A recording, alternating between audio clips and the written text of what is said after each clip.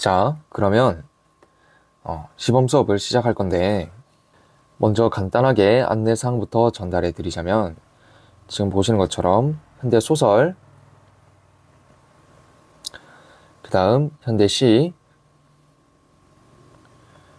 비문학 이렇게 세 파트를 풀어볼 거고요.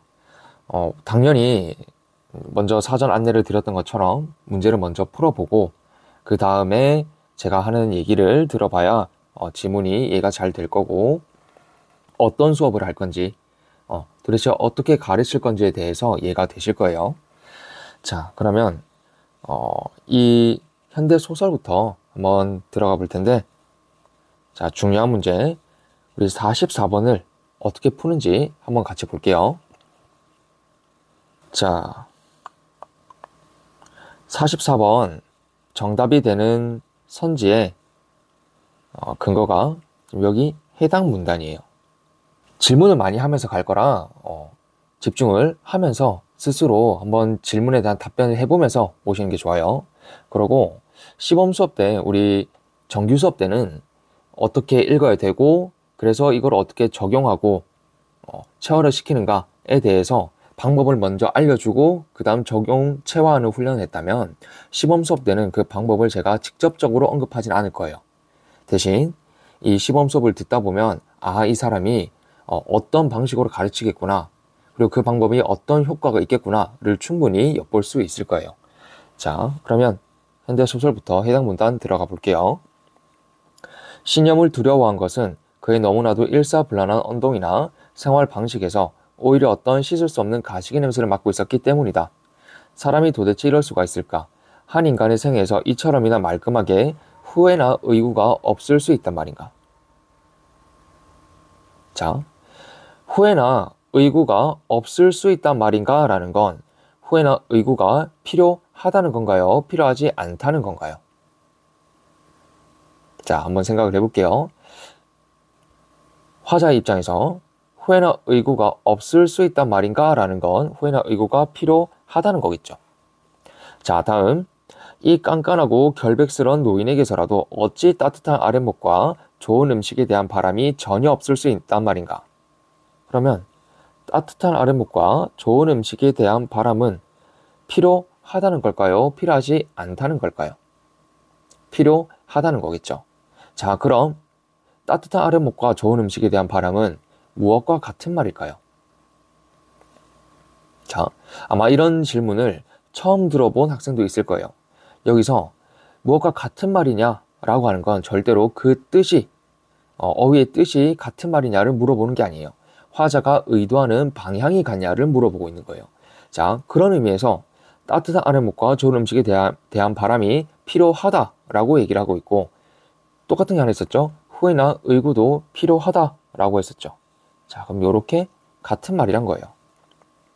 다음, 아무리 엄격한 극기의 세월이었던들 그것이 어찌 감히 사람의 가장 사람다운 욕망까지를 송두리째 금멸시켜버릴 수 있단 말인가? 라는 건 여기서 사람의 가장 사람다운 욕망은 필요하다는 걸까요? 필요하지 않다는 걸까요? 네, 필요하다는 거겠죠. 그럼 또 이 사람의 가장 사람다운 욕망은 무엇과 같은 말일까요? 네, 위에 있는 이 두 가지와 같은 말이겠죠. 다음, 이 노인은 어찌하여 그것을 끝끝내 시인하려 들지 않고 있는 것인가? 그것이 진실로 그의 부끄러움이 될 수는 없단 말인가? 자, 그럼 여기서도 부끄러움은 필요하다는 걸까요? 필요하지 않다는 걸까요? 필요하다는 거겠죠. 자, 그러면 이제 이 부끄러움은 또 무엇과 같은 말일까요? 네, 후회나 의구, 그리고 나머지와 같다는 뜻이겠죠. 자, 그러면 우리가 이걸 왜 찾아야 될까요? 거기에 대해서 설명하기 위해서 우리가 말을 반복할 때 무슨 이유로 말을 반복하는지 한번 생각을 해볼까요? 자, 보통 말을 반복하는 경우는 어떤 경우에 말을 반복하죠? 네, 강조하기 위해서죠. 마찬가지예요. 지문에서도 지금 하고자 하는 말을 강조하기 위해서 같은 말을 반복해주고 있는 거예요. 여기서 당연히 앞서 얘기한 것처럼 같은 말이란 건 그 뜻이 같다는 게 아니라 화자가 의도하는 방향이 같다는 얘기예요. 자, 그러면 지금 같은 말을 4번이나 반복을 해줬죠. 지금 아마 문제를 풀어봤으면 알겠지만 앞에서 감동적인 자서전적 인물상에 대해서 먼저 얘기가 나왔고, 여기에 대해서 필요하냐 필요하지 않냐를 따지고 있는 게 지금 해당 문단이에요. 자, 그러면 이제 3번 선지 한번 판단을 해볼게요. 엄격한 극기로 부끄러움 없이 결백하게 사는 것은 독자에게 후회나 의문이 없는 삶을 주장할 수 있다는 점에서 감동적인 자서전적 인물상에 부합한다고 할 수 있겠군? 이상하죠? 자, 어디가 틀렸을까요? 우리 감동적인 자서전적 인물상에 부합하기 위해선 부끄러움이 필요하다고 했었죠. 후회나 의구가 필요하다고 했었어요. 근데 이런 것들이 없다라고 했으니 틀린 거겠죠. 자, 만약 저랑 정규 수업을 진행을 같이 하게 되면 정말 많이 듣는 얘기가 하나 있을 거예요. 그게 이런 부분이 정답이 되는 선지의 근거가 될 확률이 굉장히 높다라는 얘기를 정말 많이 듣게 될 거예요. 자, 우리 평가원은 절대로 글을 막무가내로 쓰지 않아요. 글은 항상 유기적으로 잘 짜여져 있겠어요.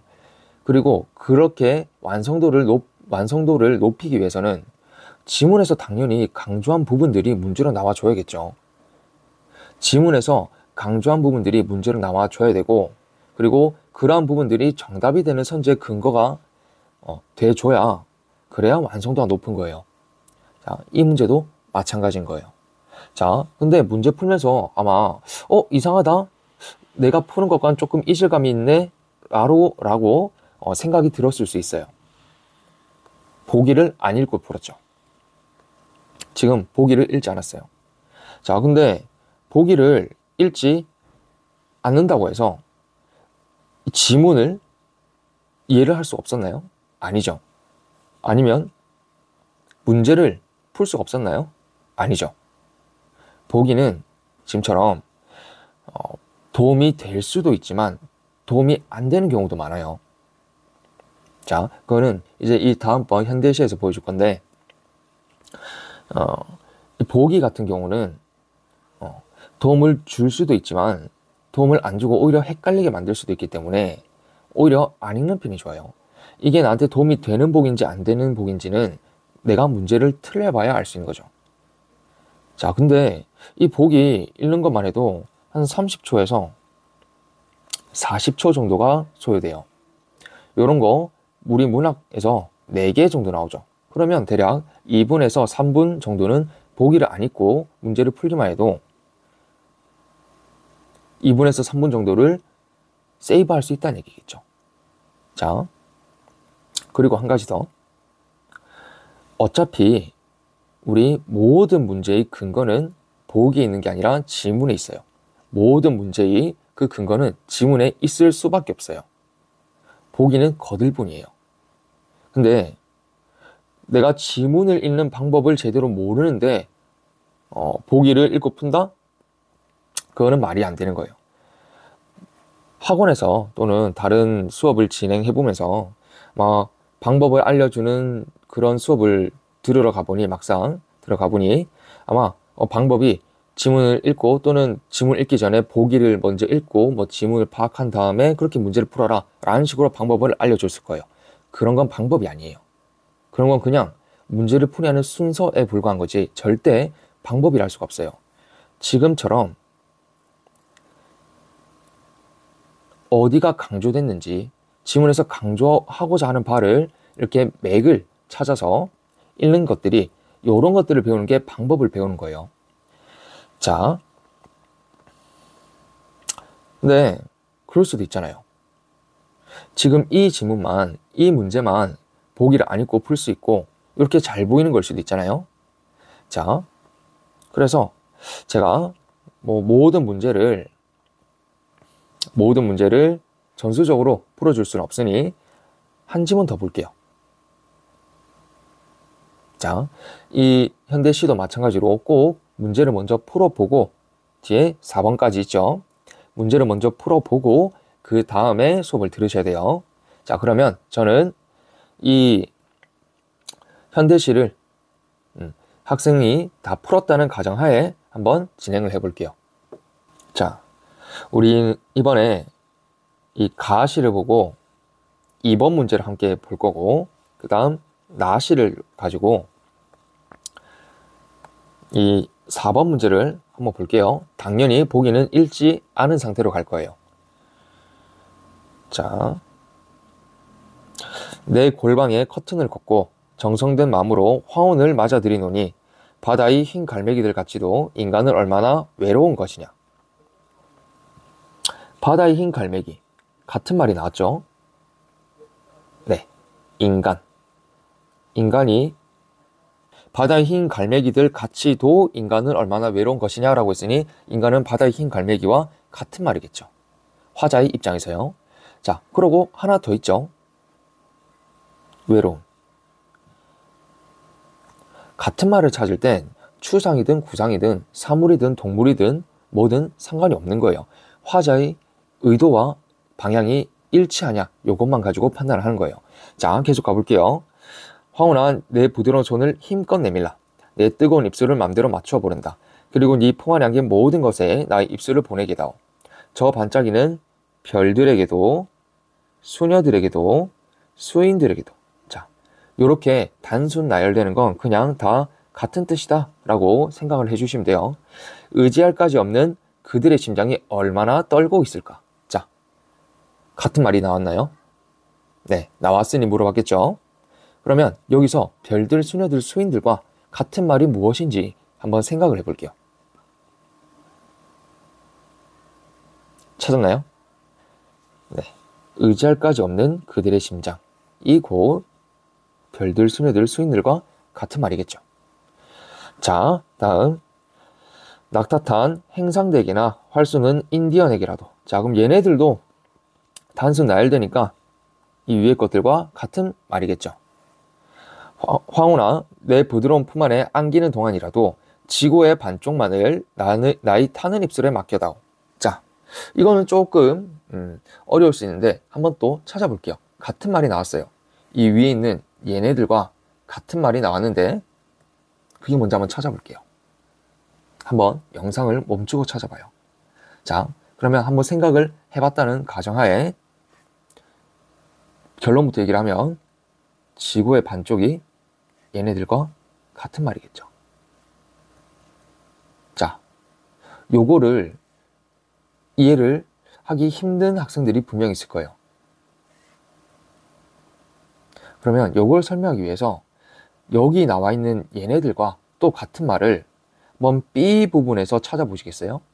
뭐 화면을 또 멈춰서 B 부분에 이 C, D와 같은 말을 하나만 더 찾아볼게요. 자, 바로 이 모든 것이겠죠. 네 품 안에 안긴 모든 것이 바로 이 별들, 수녀들, 수인들, 행상대 인디언들이겠죠. 자, 그리고 거기에 뭐라고 해놨나요? 모든 것에 나의 입술을 보내게다오 라 했어요. 뒤에서 뭐라고 했나요?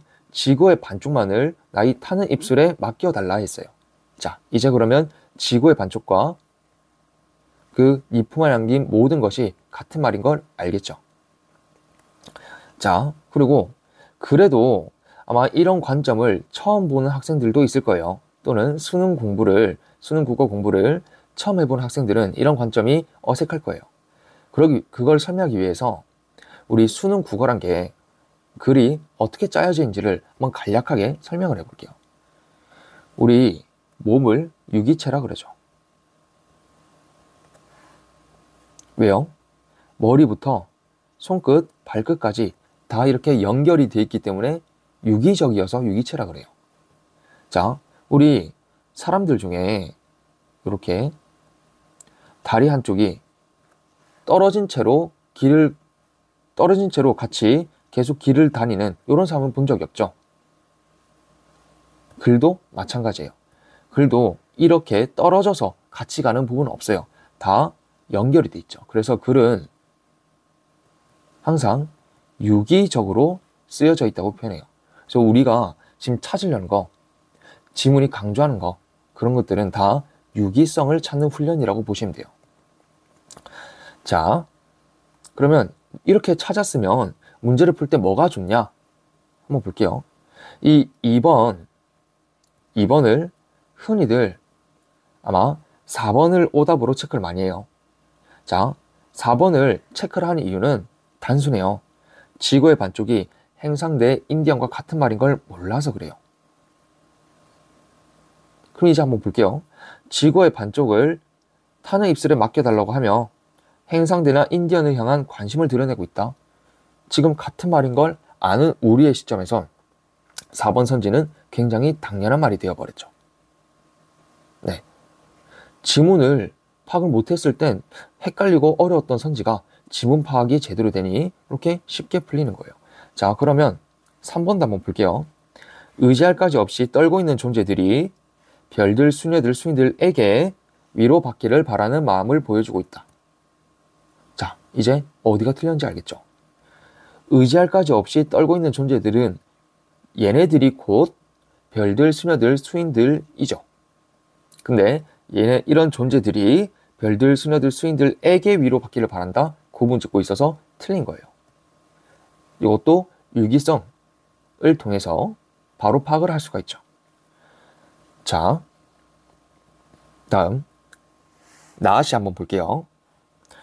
차은 물보라가 이 말을 적실 때마다 나는 소년처럼 울음을 참았다.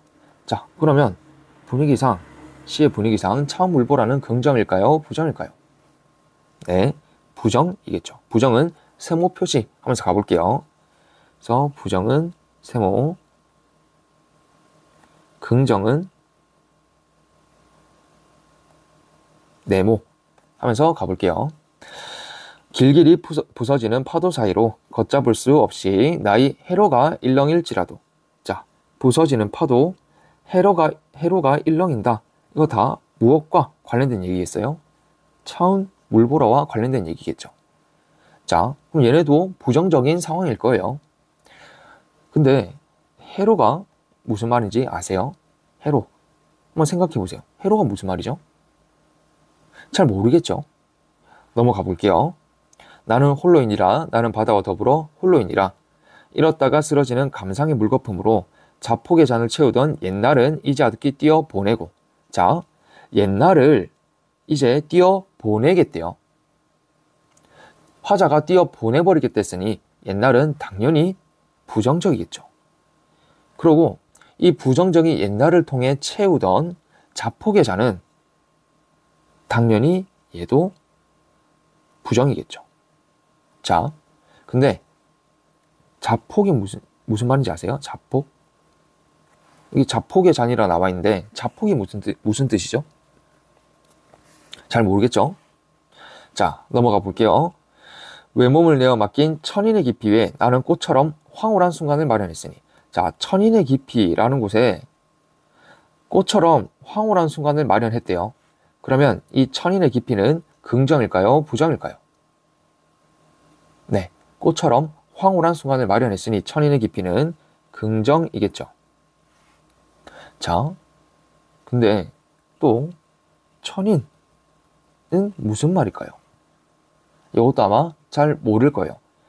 다음, 슬픔이 설사 또한 바다만 하기로 나는 뉘우치지 않을 나의 하늘을 꿈꾸노라. 자, 뭔진 몰라도 나의 하늘을 화자가 꿈꾸겠대요. 그러면 나의 하늘은 긍정일까요? 부정일까요? 네, 긍정이겠죠. 그리고 나의 하늘은 그럼 무엇과 같은 말일까요? 꽃처럼 황홀한 순간 천인의 깊이와 같은 말이겠죠. 자, 그럼 이제 문제를 풀러 가볼게요. 4번 한번 판단해 보세요.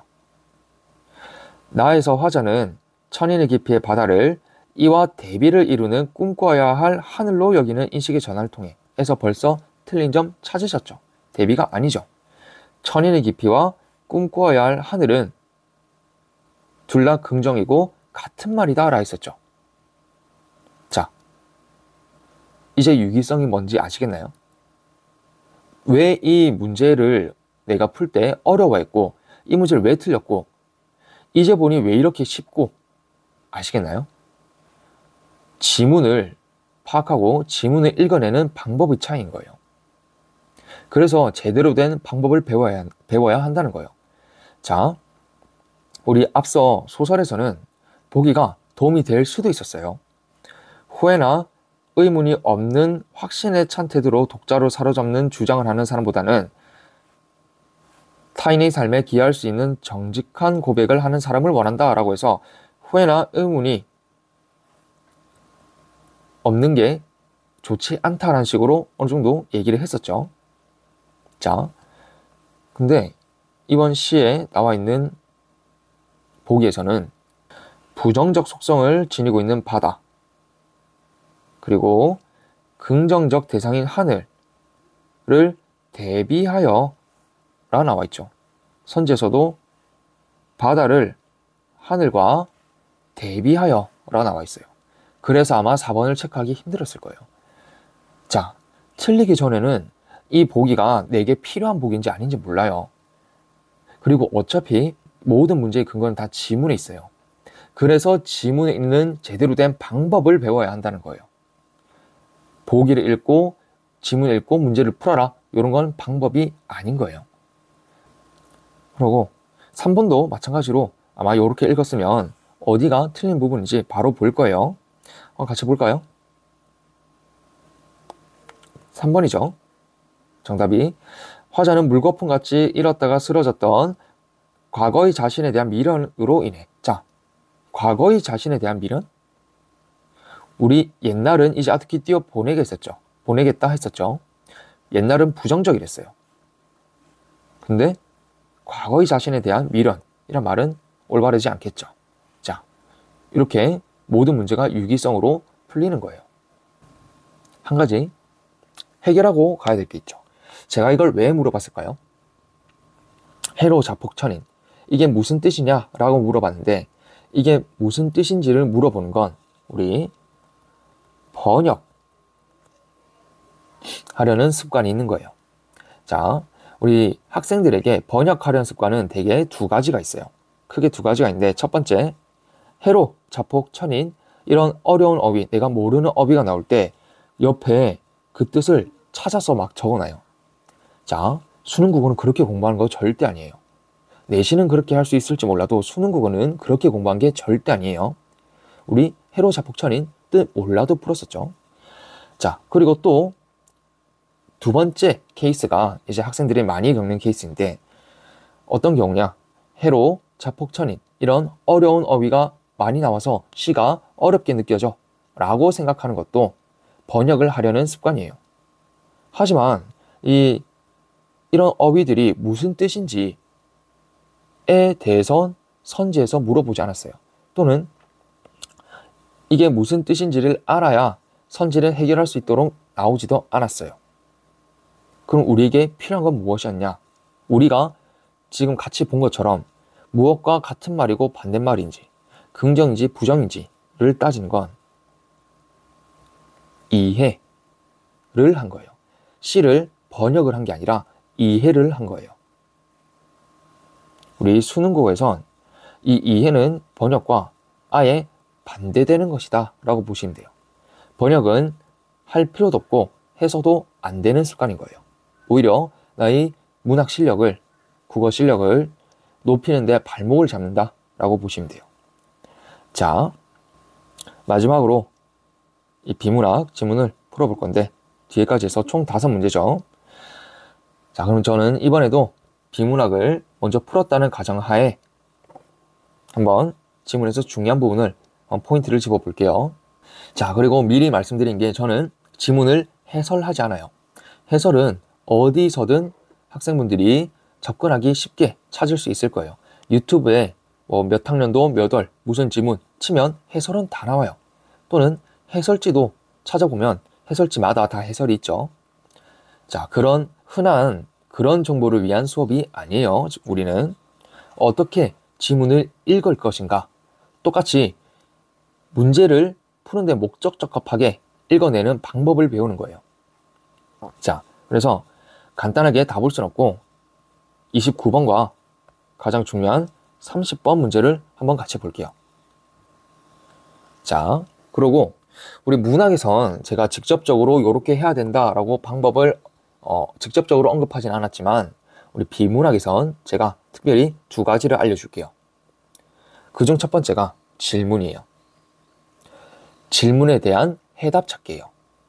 그리고 좀 더 나아가서 질문은 그 지문이 어려울수록 질문이 그 자체로도 중요한 기능을 해요.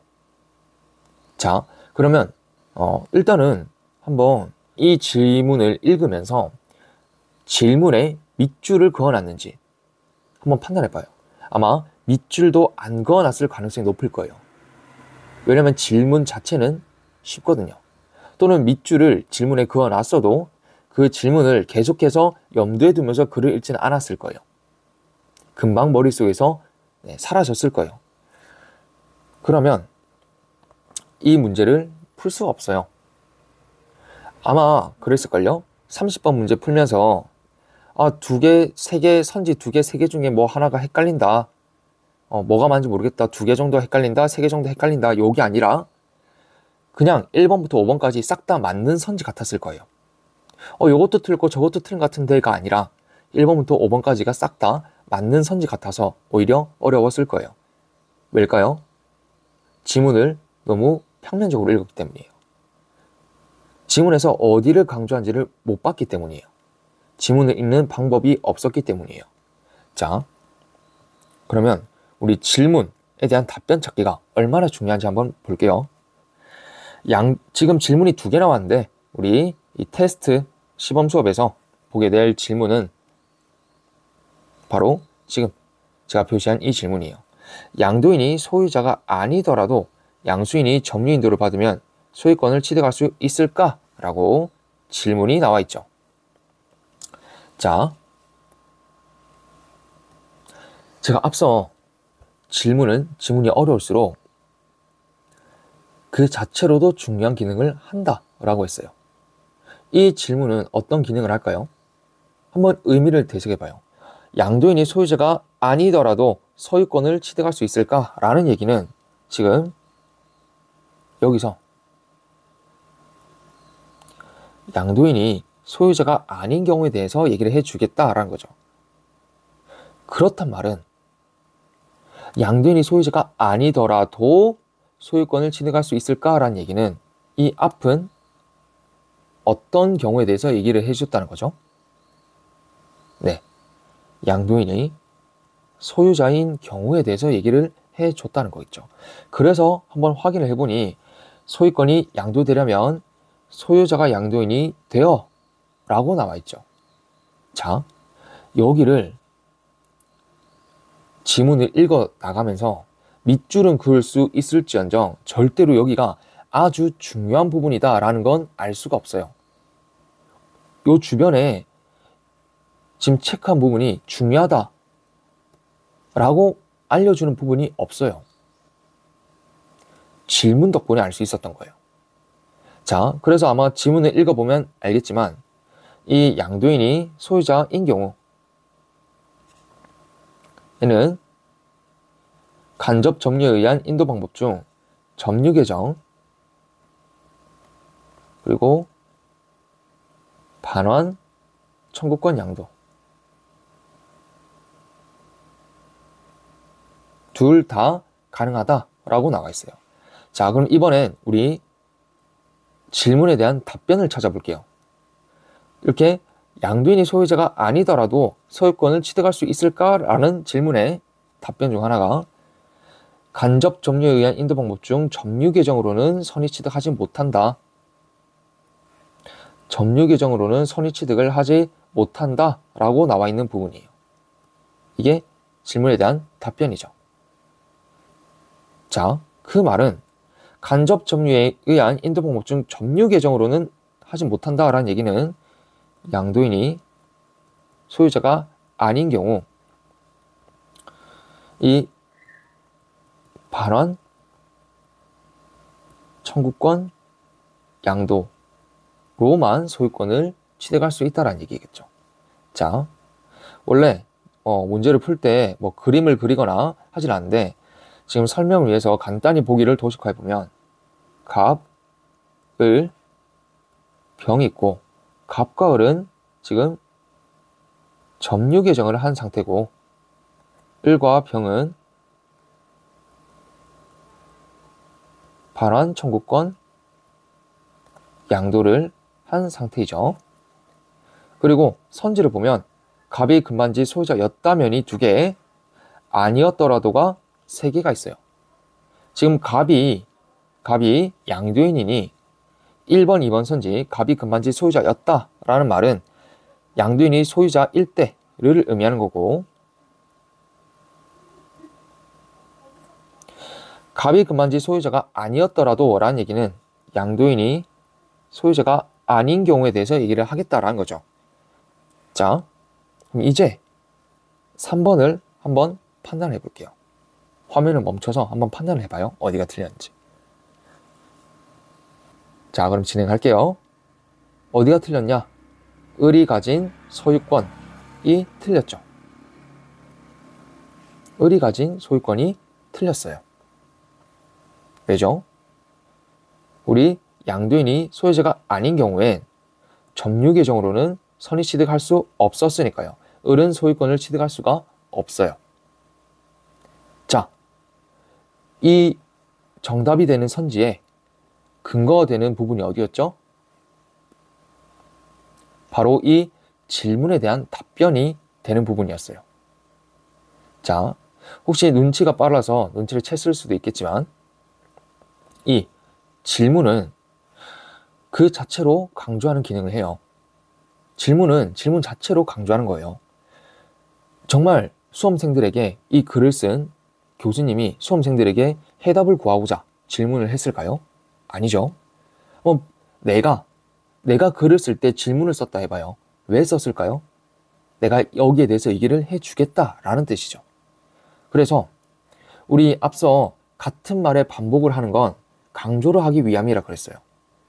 질문은 그 자체로 강조한 거예요. 그렇기 때문에 질문은 무조건 문제로 나와요. 그리고 질문에 대한 답변은 그 정답이 되는 선지의 근거가 될 확률이 굉장히 높다고 보면 돼요. 자, 이렇게 해서 한 문제를 끝냈고요. 그 다음 29번을 한번 볼게요. 지금 29번은 기억에서 디귿을 비교한 내용을 찾아라, 적절한 것을 찾아라 라고 해놨는데 지문에 기억, 니은, 디귿 이렇게 밑줄이 그어져 있는데 문제로 안 나온 적 없죠? 그런 거 본 적 없을 거예요. 그럼 대놓고 나 문제로 낼 거야 라고 기억, 니은, 디귿 밑줄 그은 거예요. 근데 지금 이 영상을 보고 있는 학생은 그래서 대놓고 문제를 내겠다는데 어떤 방법을 가지고 있죠? 아마 없을 거예요. 네, 없죠. 그래서 방법을 하나 만들어 줄게요.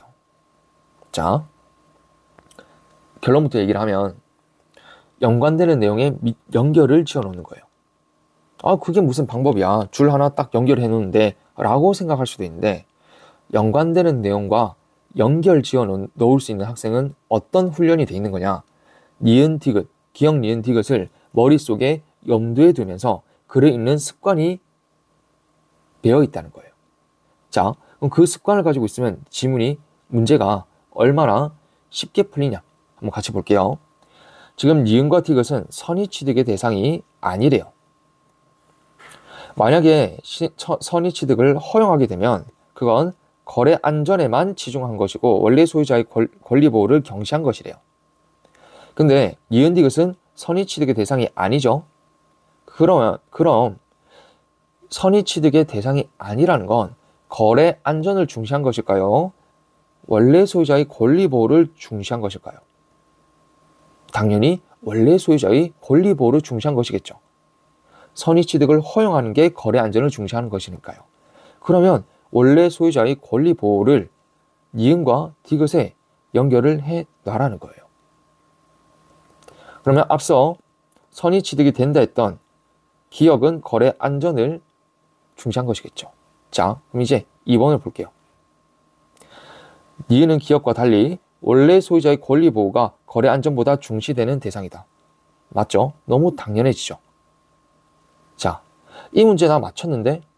라고 하더라도 연결해 놓는 습관은 만들어 놓는 게 좋아요.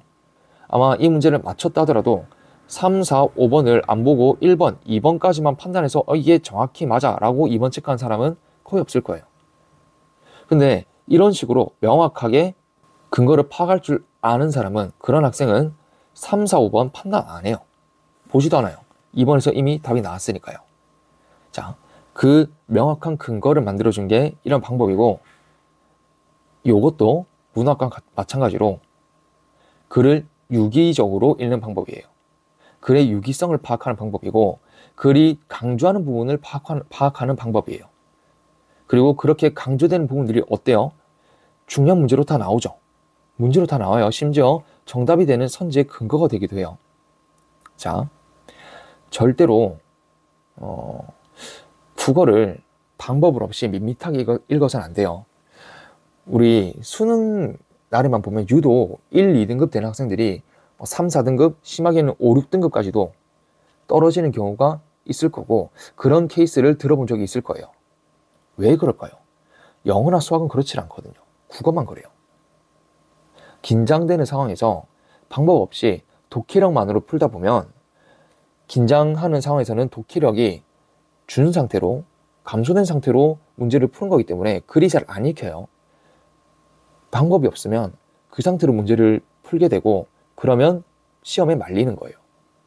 자, 하지만 지금처럼 방법이 있는 학생은 그 긴장되는 상황 속에서도 그래도 손으로라도 문제를 풀어낼 수가 있어요.